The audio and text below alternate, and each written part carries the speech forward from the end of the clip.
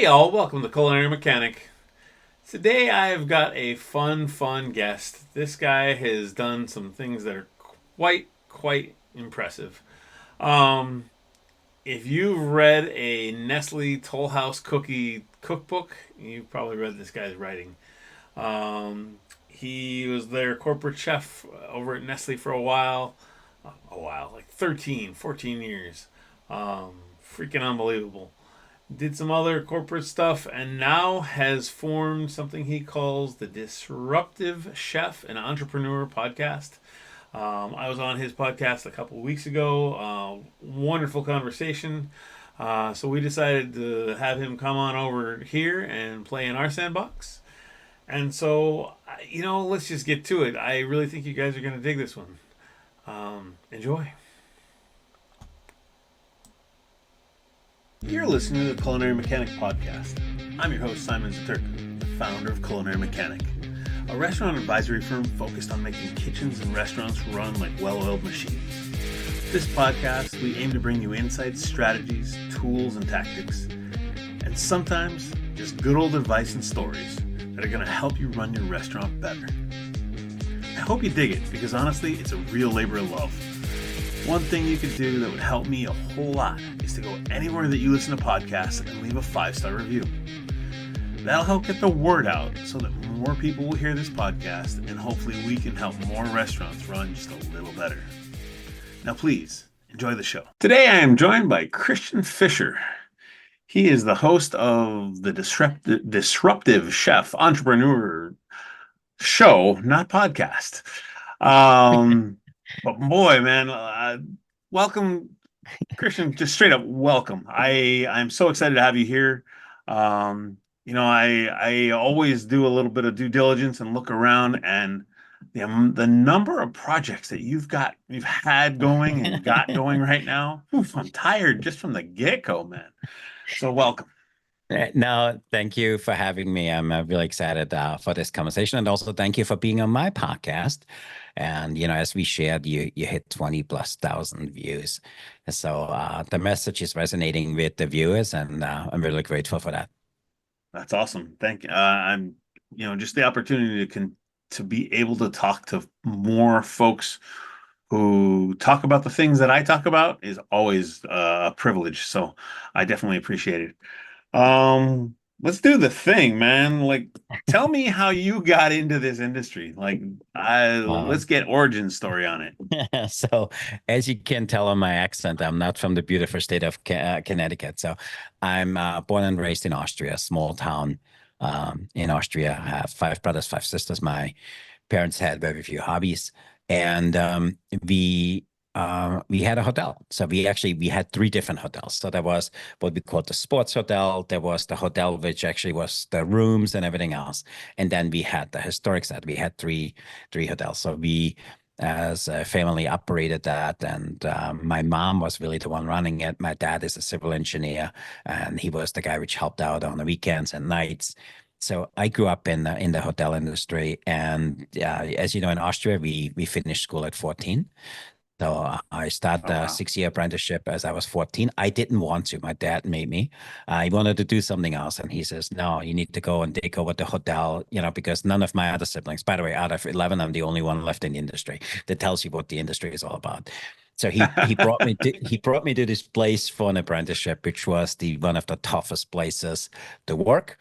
And in 9 years, nobody finished the internship the apprenticeship, because the owners was just all over you. And the first few days, I absolutely hated it. So I jumped out the window. I went home. My dad brought me back the next day. He says it builds character. And so kind of started out, did 6 years there. And in Austria, what is great. So in order to serve food, you need to go to school for 3 years. So I became a waiter. Then you could add a year for as a cook. And then I did a butcher and a baker. So I graduated, 6 years later with 4 degrees, which, always helps. And had a little personal mishap. I was taken out by a drunk driver. I was on my motorcycle, and broke my second vertebrae, so I had my whole upper body in a cast. Was in a cast for a little bit over a month in the hospital. On my way home from the hospital, One of my friends, an EMD driver, gave me a ride home. And away home, I got hit straight on, or us, we got hit straight on by a drunk driver coming the wrong way. I flew out the window, and they said what saved my life was that I was in an upper cast. So I was perfect trajectory out the window. I was in coma for 10 days, hospital for 14 months, had to learn to walk again, to talk again. And in Austria, everybody's union. So I had this guy's name was Manfred, came to me and said, "Hey, Christian, you have a decision to make. You 60% handicap based on the injuries you sustained, and you no longer allowed to work. So you need to file for disability, or you can walk away from all of that. What are you going to do?" And I was 18 at the time. I says, "What am I going to do?" And, some soul searching. I said, "I can't, there's no way I can sit at home and do disability." You know what? I opened up my first restaurant. So I opened up my first restaurant at 19. And it became a hit because I had a salad bar. And it was a salad bar. Now, this is 35 years ago. And I had a salad bar not because I was such a genius. I couldn't get staff. So, we had the salad bar, I prepped the salad bar, we put it out there. People helped themselves with the salad bar, and the entree came from the kitchen. And it kind of took off. And we only had 3 dishes, and, the schnitzel, the breaded veal cutlet was our maker, and the thing was called a schnitzel egg. So we served it regular style, which is veal. You could have it in turkey, you can have it in pork, and you can have it in beef. And then you could have it, as a schnitzel breaded, or you can have it grilled. And grilled came with mushroom and onions. So we have simple, straightforward thing. Sides changed every day, vegetable sides changed every day, but the dishes were the same. And, it became, we were super busy at lunch, and then at dinner, I kind of died off a little bit, but it worked, and we were open 7 days a week. And a few weeks later, an older restaurateur came to me and said, "Hey, Christian, I love that shit you're doing. You know what we should do? We should partner. You should take over my 2 restaurants, and we split the profits." I was like, "Okay, what do you, I was 19 of them. I was like, "What do you mean I take 2 restaurants over?" He says, "No worry, I help you." So I took over 2 his restaurant, converted it to my concept. So we had 3. And then it worked great, but he took a little bit of advantage of me, because I was young. Right. So we were a 50-50 profit, but I do, the work. He just came to collect. So we rewrote the contract, and he says, "I can't do the contract, but I have 2 more restaurants. Let's convert them, and we fold them under, and, you can have those 2. So I had 5. And then I always wanted to be at this one hotel because they had this really beautiful sitting area out there. I said, I want to have a restaurant in there. And then that guy who took advantage of me felt guilty and said, "You know what? I know the owner. He wants to have a new restaurant in there. We should go in 50-50." I was like, and, because I wasn't smart enough, I did it because I really wanted to be there. And it was a big hit. And the only thing what we had to learn, we only were lunch and dinner. So we had to have breakfast because we were a hotel concept now. And it was a huge learning curve for me because breakfast sucked. It took, a lot of work, and we never made any money. But, how things happen. One time I had this group out of Switzerland, which came, and they were there every day, and I got to know them, and they went back and forth. And before they left, they said, "Hey, we want to speak to the owner." I was like, "This is my thing." He was like, "You the owner? How did he come up with it?" And I tell him the story. I was like, it wasn't such as a genius. It was, I stepped into it. And they said, "You know what? Can we connect you with somebody? We have a hotel division in the US called Stouffer Hotel. We would like you to become our hotel concept for the hotel in America." I was like, "What the hell am I going to do? I don't speak English." I was just so overwhelmed. And so the first conversation I had with that guy came to me and said, "You know what? How about we just buy you out and you become the managing director, and you work for us for 20 years.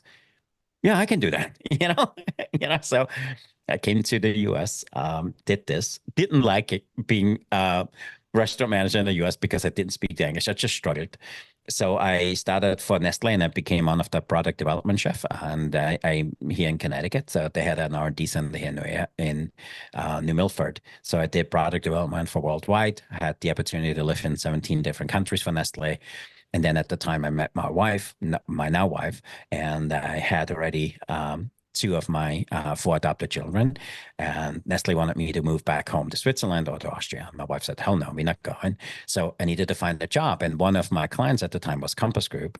And Compass Group said, you need a job. How about you come and work for us and become the chief culinary officer for one of our divisions? And I There you worked go. with Compass Group for 18 years as the chief culinary officer. At the height of my career, I managed 3.4 billion in food and beverage, had 42,000 people we were responsible for, and we managed 482 locations. Easy job, right? Easy, yeah. And I did this for 18 years. So now, I'm in the industry 35 plus years. I had two jobs. And then COVID happened. And for me, one thing I always did, and just much like you, I always had a side hustle. I did. I'm not super proud of it, but I had 900 numbers.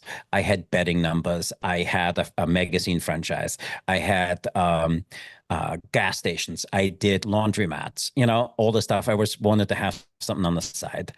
And in 2011, one of my really good friends committed suicide. And I was like, oh my God, what happened? And by that, I started my first nonprofit, which was the Culinary Leadership Academy. We started back in 2009, so it's still running.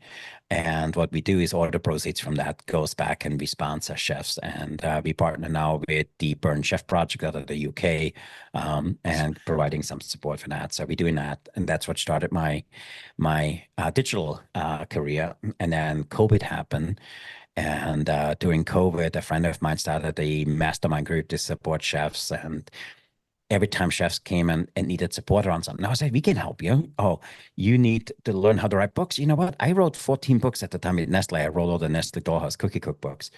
And so I said, I can help you write a book. And then I was like, oh, maybe I should do it too. And then it became now 34 books later. I own a publishing company. Then people said, hey, can you help me with food purchasing? Yeah, I can help you with food purchasing. Now we own 3 GPOs, and that's how it became. And that's for me, my story. Sorry, there's a long answer for you, but that's how I Oh, no, that's started, and that's great. how I wound up here in Connecticut. I love it. I think that the uniqueness of that is just awesome, right? Like you started with two major jobs that span the career. Because I don't have enough fingers and toes to tell you how many kitchens I've been in restaurants and whatnot. So I love just hearing the longevity and the Mm. rise, but I love the idea that there's hustles along the way, right? There's projects and things. Yeah. Are you feeling overwhelmed by the grind of running your kitchen?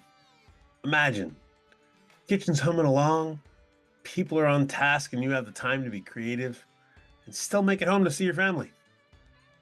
Well, the Culinary Mechanic is here with the strategies, tools, and tactics to help you be the leader everybody wants to work with. If you'd like to find out more about how Culinary Mechanic can help you run your restaurant like a well-oiled machine, I invite you to use the link in the show notes to book a 30-minute free consultation call. So there was two things for me, and I always seen chefs struggle, and for me, making money was always easy. And, for me, I was always very fascinated. Why does this guy with the same background and this guy with the same background, same training, same everything, how come this guy is making it and this guy is struggling? And for me, I always felt that I want my job to pay for my career and for my lifestyle and what I do. And I wanted to have a side hustle to pay for my fun things, my toys and all the other stuff. And so my wife said, oh, do something on the side if you want to, do something else. So I built all of these things. And I've been always really lucky with the gas stations. We sold it off. The laundromats, we sold it off. The magazine franchise, we sold it off. We always made a little bit of money. And we bought the next business with that. And as COVID happened, my wife said, you have 9 different things. Why do you want to go back to a job? Why don't you do your own thing? I was like, shit, you're right. And the whole idea of conquer the island, burn the boats. I had no boats to burn because COVID happened. And for me, we were luckily enough in a financial situation is that I don't need anything. I can just support. And my friend Joe and I started the Culinary Executive Mastermind at the time, where we did twice a week. We did meetings, and any chef could call in. And if they needed career questions, we answered that kind of things. If they needed some other questions, hey, I need to calculate food costs. Hey, you know what? For my career, I have a spreadsheet. Let me send you my spreadsheet so you can learn how to do food costs. And then we created that. And I really love that. And my wife always said, Christian, when you and Joe are together, it's the happiest I ever seen you. And for me, it became a way of giving back. And it came for me a way to help chefs. And for me, and COVID really exposed how fragile the industry is. And for me, I said, if it's so easy for me to do this, how about I teach chef to have a side hustle, or I teach chef something on the side, which kind of manages itself with a few hours a week.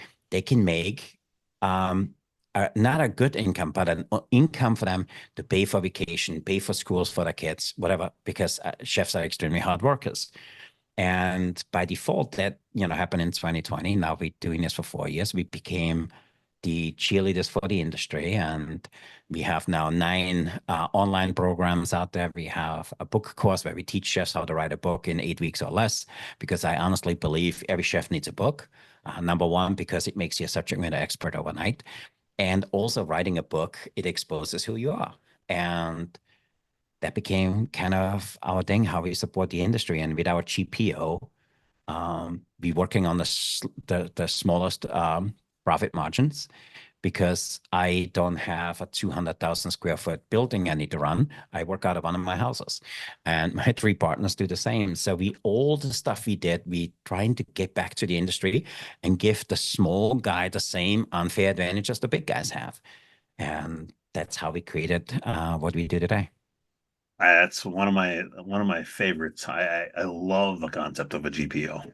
It just, I mean, there's so much buying power out there, and to be able to harness even just a little tiny bit of it makes a difference. Our thing, chef, is we always said we not a GPO is the wrong word, because we are buying co-op. We a group of chefs, managers, and directors. We got together and said, hey, collectively we have more power than by yourself. And we were lucky to partner with one of the largest GPOs in the world. So we have now, with their help, a 50 billion buying power. So no, we passed this savings on. And I know some of them work on a 10, 15% profit margin. I'm happy with 1.5%. Now I know everywhere I go, I'm 10% cheaper than anybody else. And for us, that was the thing. We wanted to provide the small family restaurants, and the chefs which struggle, an unfair advantage that we become a employee they don't need to pay for. We cost our clients nothing. And we make sure that the distributor keeps you honest. We make sure that the prices we agreed to is what you get. We make sure they don't price gouge you, or that they, they keep the staples, the pricing great, but then they go and jack up your beverage napkins, because the chefs don't look at the beverage napkins. So we do the auditing for them, and we pass all those savings back, and we get paid by the distributors and by the manufacturers. So, and that's what we did. And we have, 800 plus members in our program now. And and we work, hey, like everything else, whatever the other companies do, we don't work on contracts. We shake hands and we do a letter of participation, so I can pull your data. But and the moment I screw up, you tell me, hey, Christian, you guys screw up, you out of here. And I say, yeah, I apologize, I screwed up, and we walk away. And we wanted to make it as easy for chefs as we possibly can to have the greatest return, the greatest impact, and the greatest career for themselves, for the people they work with, and for their communities. All right. So big, long career, cool stuff on the side. Tell me about like the essence. I mean, tell me about the essence of the disruptive chef, because I think that's disruption is a pretty big word, right? So, that's a really good question. So where that came from is, we always were I'm a big believer when the student is ready, the teacher will appear. And for me, I was said, why do chefs not think differently? Why do chefs don't believe that they have transferable skills? Why do they doing this? And there's other ways to do it.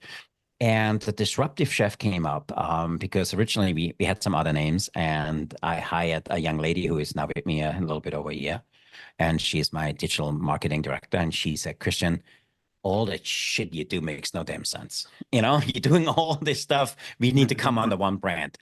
She says, what do you really want to do? And I says, I want to teach chefs to go from chef to entrepreneur. I want chefs to go from being in the kitchen to C-suites management. She says, what does this look like? I says, we just need to disrupt the way they think. She says, oh, this is really good.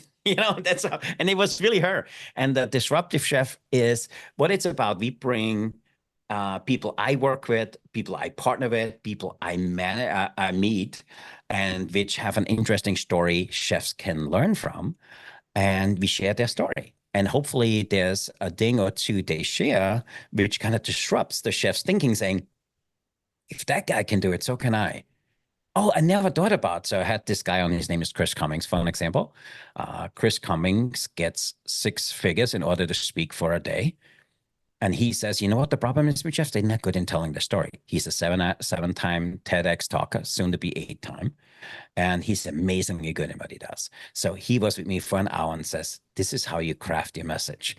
And that's how the Disruptive Chef was born. We want to disrupt chefs' thinking that, what I did yesterday is not good enough anymore. We want them to disrupt the way they do things because there's a better way of doing it. And we want to disrupt the way they go about every day, making an impact for themselves, for their careers, for their families, for their communities, by just changing a small habit. And we are 100+ episodes into it. And now through this, we want to support it because I feel like I'm a writer at heart. So we write now every month a new ebook, how to go from chef to financial savvy businessman, how to go from chef to this. So the whole thing became that we help chefs to leverage one of their skills, tips, tricks they're good at, and maybe build a side hustle or a career around it. And that's the goal of the Disruptive Chef. I love it because I'm right there. I'm right there. I had my wife just literally just poking me in the kidneys about 3-4 years ago, going, there's a better way to you don't have to grind your whole life. Yeah. And I first looked at her and said, but I'm good at this. And she's like, yeah, but you're really intelligent and you can do other things. And I thought, oh, I don't know how to do anything else. I cook the chicken for a living, which has always been the joke, right? I just cook the chicken, and she goes, no, you really and we started to see it in COVID. We started to see she started to work from home, and all of a sudden it's like, wait, I can work from home, and so now I'm sitting in the second bedroom. Here we are. Yeah. So no, the disruptive chef thing really resonates with me. I I got love a that little bit because of a funny story for you. yeah, it reminds me so much to be so I didn't have a spare bedroom, because I have 4 kids, we have 4 bedrooms. I worked out at a nook next to the dining room. And then eventually the nook was too small. I moved into the dining room. Okay, I just started a small section of the dining room. Eventually I was the whole dining room. And this house we used to rent out to the church to pastors. So this house was empty. And my wife said, you just got to get your shit out of the house and just go there and start with one room, make sure. And then when somebody comes, you can move out. And now 3 years later, we have the downstairs. So I'm in one of the bedrooms. My team is behind me.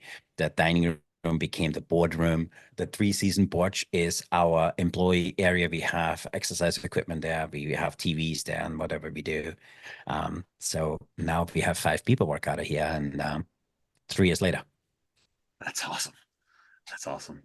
Yeah, I got a story for you. Going back to the disruption, when I when I decided that I was going to leave restaurant operations, I thought I need a career coach, and so I started interviewing these different companies that had coaches, and finally I got to talking to this guy, and he's based out of, I think, Detroit. And this is what sold me on him. He said, Simon, I just need you to know career change is disruption. It is Mm-hmm. opening the door to disruption and allowing it to walk in and sit down next to you on the couch. And I said, okay. And he goes, but I don't mean like your cable's out disruption.